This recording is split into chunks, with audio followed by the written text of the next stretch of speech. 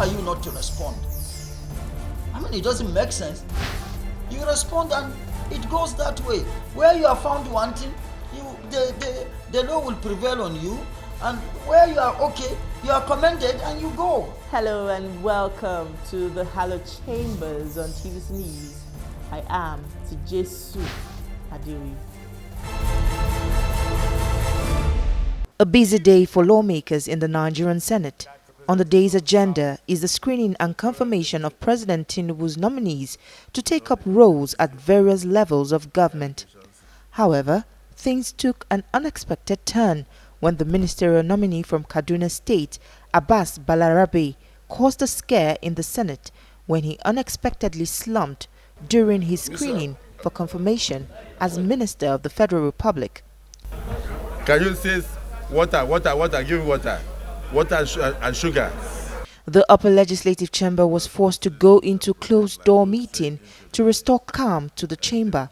With normalcy restored to the proceedings, President of the Senate explains that the Kaduna State nominee collapsed because he was fasting and clearly exhausted. Having been resuscitated, he insisted on going ahead to answer your questions, but in the opinion of majority of senators, we felt he should go for further medical evaluation. The Senate confirmed the three ministerial nominees after they satisfactorily responded to questions from the lawmakers that showcase their capacity, competence and character, and how they will bring it to bear in their assigned responsibilities. So I hope to use my office to positively influence Nigerian youth to have a voice at the decision-making table. I think it is time again, sir, to tell the country that government and youth will come together and collaborate. I've sought opportunities to enhance my skills and broaden my understanding of governance, management, and environmental stability. The nomination of the board of the Niger Delta Development Commission also got the approval of the Senate, but it did not come without a little controversy. The EDFA, as of today, cannot be from the state where it has been given to. It has to go to either Edo State or Ondo State. So that Imo State, where I come from, will also be the Executive Director, Corporate Services. Ordinarily, these nominations, one of them clearly is a breach. Just for greater clarity to colleagues who may not have all the details,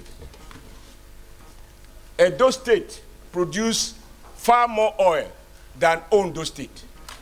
And from the executive management that has been announced, Ondo State has an executive director, Edo State has none. The Niger Delta is part of Nigeria, and the resources assist the entirety of the country, and people must also be part of how the place is managed. Every Nigerian is concerned about the development of the Niger Delta. I think that was the wisdom of this Hallowed Chamber.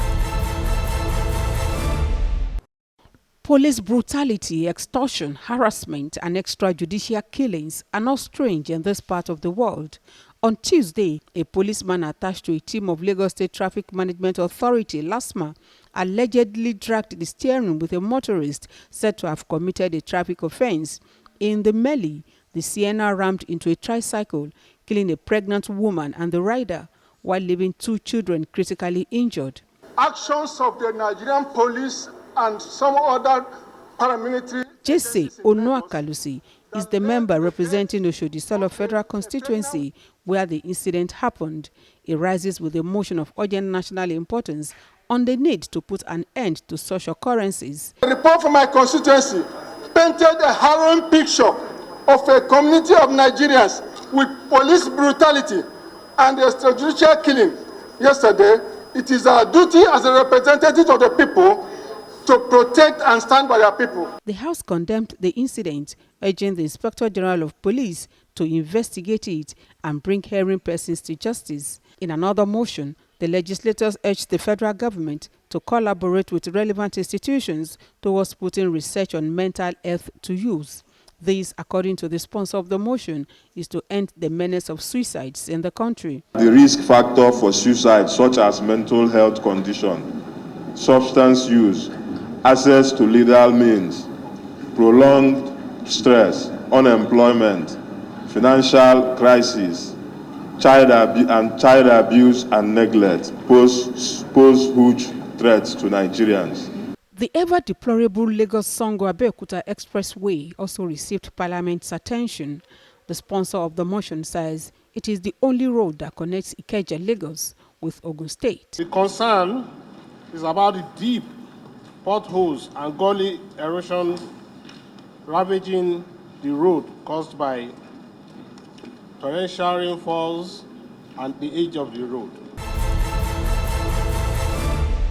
Senator Asuko Ekpenyong moves a motion on the floor of the Senate about the persistent denial of treatment and care to victims of gunshot wounds and other emergencies. The lawmaker says he is saddened by what he describes as an avoidable death of Miss Greatness Olorunfemi, a community developer and a member of the Young African Leaders Initiative Network, caused by an alleged refusal of the Maitama District Hospital, Abuja, to accept and treat her after being pushed out of a fast-moving vehicle on Tuesday. Concerned that the problem with the treatment of gunshot victims is not because of an absence of law, because the Compulsory Treatment and Care of Victims of Gunshots Act 2017 clearly provides for the mandatory treatment of such victims alongside punishments for contravention of the provisions of this act, but that the problem is centered around enforcement and compliance. Other lawmakers also query the non-compliance with the provisions of the Compulsory Treatment and Care for Victims of Gunshot Act 2017 and want more drastic measures to be taken to forestall a reoccurrence. As it is now, it's like the law is a toothless bulldog that can bark but cannot bite. So we should rise to the occasion, maybe through our Committee on Legislative Compliance, make the relevant agencies that are charged with the responsibility of enforcement of this law to enforce the law so that for the first time it will serve as a deterrence. Those people actually killed that girl, not the armed robber that shot her. The armed robber that shot her actually wounded her. But those people killed her.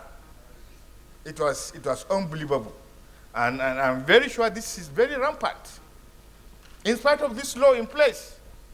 As part of his resolutions, the Inspector General of Police, Minister of Health, and the FCT Minister are expected to appear before its Joint Committee on Health and Police Affairs to facilitate its investigation.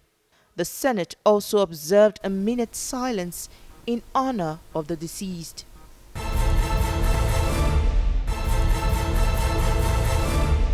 Fundamentally, we shall bring proactiveness, because part of why accountability and transparency hasn't really been as effective as expected is because there has always been delays in the compilation and putting together the Auditor Generals of the Federations, Auditor General for the Federations report. And this is as a result of greatly, because most of the MDAs do not submit or haven't been submitting what they needed or need to submit, to have submitted or to submit to the Auditor General's office. As a public Senate Public Accounts Committee, we will not entertain that. We will do everything possible to ensure that MDAs do the needful at the right time, whatever we need to do to really strengthen and empower the more the Auditor General's office, we shall do as a parliament. Secondly, accountability and transparency hasn't really been achieved as much as it's been desired and expected, again because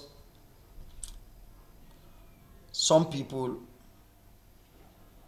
feel overwhelmed and they get carried away by the positions they hold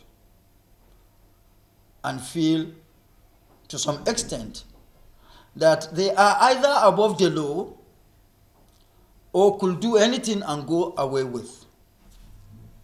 The narrative will change. Any ministry, department, or agency that does not respond to the queries, to inquiries, to communications from the Public Accounts Committee, which of course, if responded to, will add the needed and required value or values to the activities of the committee vis-a-vis the Senate for effective and better accountability and transparency will not be entertained. We shall not, the committee shall not, and I'm saying this with all sense of responsibility,